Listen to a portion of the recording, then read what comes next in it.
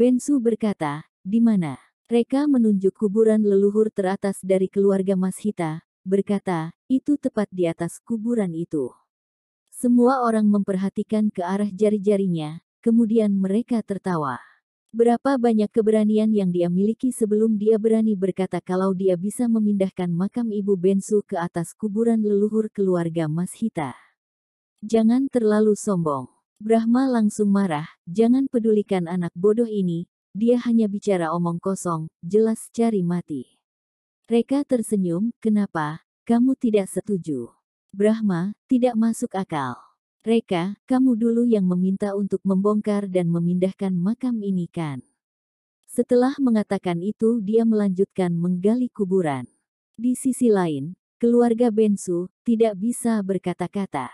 Apa yang salah dengan Reka? Apa dia sudah salah minum obat? Masih bisa berpikir untuk membuat lelucon seperti itu.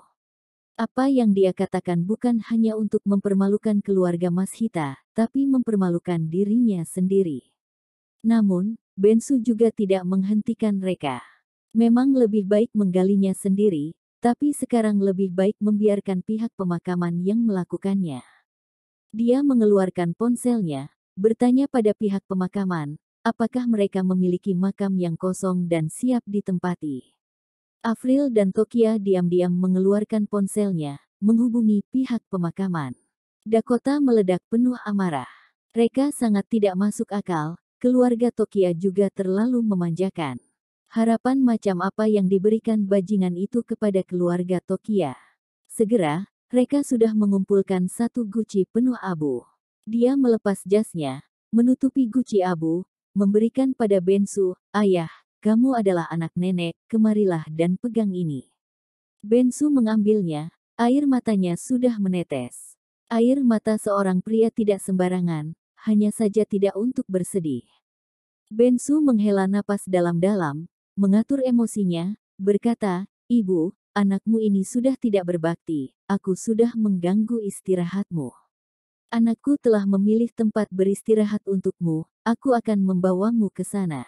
Reka menghentikan Bensu, berkata, "Ayah, mau kemana?" Bensu berkata, "Aku sudah menghubungi pihak pemakaman, ayo kita bawa abu nenekmu ke sana." Reka menggelengkan kepalanya, "Ayah, tidak perlu repot, aku sudah bilang, akan kubuat nenek dimakamkan di atas makam keluarga Mashita." Dakota tidak tahan lagi, dia datang untuk memarahi Reka, "Reka, kamu sudah cukup membuat masalah. Bahkan kalau kamu ingin membuat masalah, kamu harus bisa membedakannya. Tidak bisakah kamu lihat keluarga Paman Mashita sedang bersedih, tapi kamu malah menambah masalah?"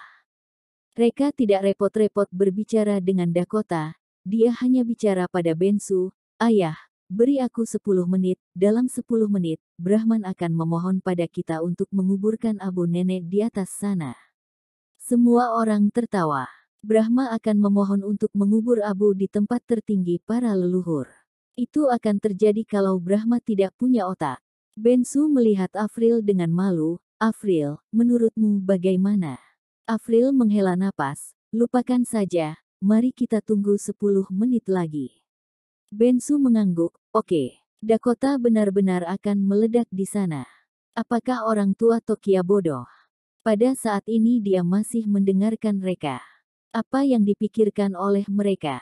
Reka mengeluarkan ponselnya, mengirim pesan ke Lone Wolf, "Di mana kamu?" "Lone Wolf, kakak, aku akan segera sampai."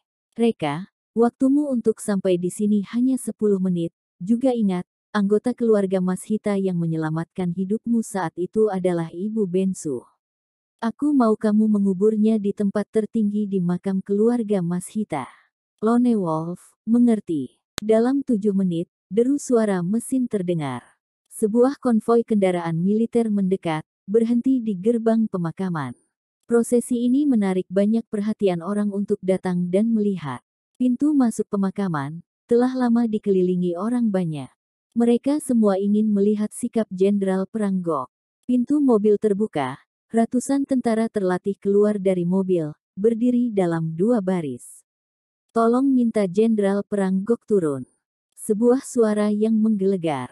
Seorang bertubuh kekar keluar dari mobil. Itu adalah Jenderal Perang Gok. Setelah dia turun dari mobil, tentu saja langsung menimbulkan kehebohan di antara semua orang yang hadir.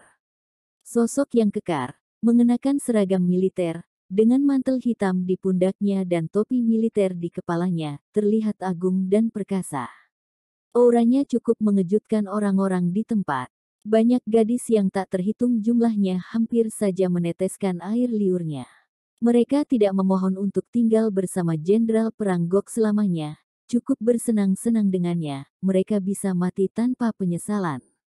Namun, sangat disayangkan Jenderal Perang Gok mengenakan topeng setengah wajah, menutupi mulut dan hidungnya, sehingga tidak bisa melihat penampilan aslinya. Tokia menatap mata Jenderal Perang Gok dengan hati-hati, perasaannya semakin semangat. Alis Jenderal Perang Gok sangat mirip dengan sahabat Reka, si Lone Wolf. Seolah-olah dicetak dari cetakan. Apa mungkin Lone Wolf adalah Jenderal Perang Gok? Dia menatap Reka dan berkata dengan gelisah, "Reka, apakah menurutmu Jenderal Perang Gok terlihat familiar?" Reka tiba-tiba tercengang. Dia sengaja meminta Lone Wolf untuk mengenakan topeng, tapi tanpa terduga Tokia tetap mengenalinya. Dia bertanya, "Tokia, menurutmu dia mirip siapa?" Tokia berkata, "Miripkah dengan sahabatmu, si Lone Wolf?" Reka menggelengkan kepalanya, "Aku tidak bisa melihatnya dengan jelas." Dakota berkata dengan acuh tak acuh, "Haha, Tokia, apa yang kamu bicarakan? Kalau pria rendahan itu mengenal Jenderal Perang Gok, aku akan memenggal kepalaku dan dijadikan bola untukmu." "Oh ya, apa pekerjaan Lone Wolf, sahabat Reka yang kamu katakan?" Tokia berkata, "Memindahkan batu bata di lokasi konstruksi kami." Dakota memutar matanya, bagaimana mungkin Jenderal Perang Gok akan bekerja di tempat seperti itu? "Jangan bercanda." Tokia tersenyum pada dirinya sendiri. Ya, kalau Lone Wolf adalah Jenderal Perang Gok, bagaimana mungkin dia akan bekerja di lokasi konstruksinya? Tadi dirinya agak bingung. Brahma memimpin keluarga Mashita untuk bertemu dengan Jenderal Perang Gok. Keluarga Mashita di kota Midgar menyambut kedatangan Jenderal Perang Gok. Lone Wolf melirik semua orang dan menjawab, "Urn," dengan acuh tak acuh. Kemudian melewati kerumunan dan berjalan menuju kuburan leluhur. Brahma segera melambaikan tangannya, upacara penyembahan pengorbanan resmi dimulai. Para pelayan yang telah lama menunggu mulai sibuk. Ada yang memainkan musik sedih. Ada yang meletakkan persembahan di atas meja. Babi dan domba panggang, cemilan buah, serta alkohol sebagai persembahan, sangat meriah. Bensu yang berdiri di samping berkata dengan gugup, "Reka, ayo cepat. Akan menjadi gawat kalau Jenderal Perang Gok melihat kita di sini, dan mengejar pertanggungjawaban." Reka menggelengkan kepalanya, "Ayah, sekarang kita tidak boleh pergi. Pintu telah diblokir oleh orang-orang Jenderal Perang Gok, kalau kita pergi saat ini akan lebih menarik perhatian pihak lain." Bensu mengangguk dan berkata, "Kalau begitu, tetaplah di sini. Tapi kamu harus ingat, jangan bicara, dan jangan bergerak, jangan sampai diperhatikan oleh pihak lain." Semua orang mengangguk. Dakota memelototi Reka dengan marah, "Betapa baik kalau kita pergi saja tadi, kamu bersikeras untuk tetap tinggal, sekarang malah menjadi repot." Reka sakit kepala. Dakota yang suka melawan, benar-benar layak mendapat gelar ini. Tatapan Lone Wolf melirik ke arah papan nama almarhum. Pandangan semua keluarga Mashita mengikuti mata Lone Wolf. Mereka tidak sabar ingin tahu martir mana dari keluarga Mashita yang menyelamatkan nyawa Jenderal Perang Gok. Di luar pintu, kerumunan yang menyaksikan kegembiraan juga ikut semangat. Tanpa diduga, para martir keluarga Mashita pernah menyelamatkan Jenderal Perang Gok. Keluarga Mashita benar-benar beruntung. Tidak tahu martir mana dari keluarga Mashita yang pernah menyelamatkan Jenderal Perang Gok, mungkin saja aku bisa membangun hubungan dengannya. Jangan bicara, Jenderal Perang Gok sedang mencari posisi almarhum yang menyelamatkannya, hasilnya akan segera keluar. Setelah melirik ke semua papan nama almarhum, Jenderal Perang Gok menunjukkan ekspresi kecewa di wajahnya. Dia bertanya, mengapa papan nama almarhum dermawanku tidak ada di antara mereka? Saraf Brahma tiba-tiba menjadi tegang, tidak ada di dalamnya. Tidak mungkin, semua martir keluarga Mashita ada di sini. Tuan Jenderal, ada terlalu banyak papan nama almarhum di sini, mungkin saja kamu belum menemukannya.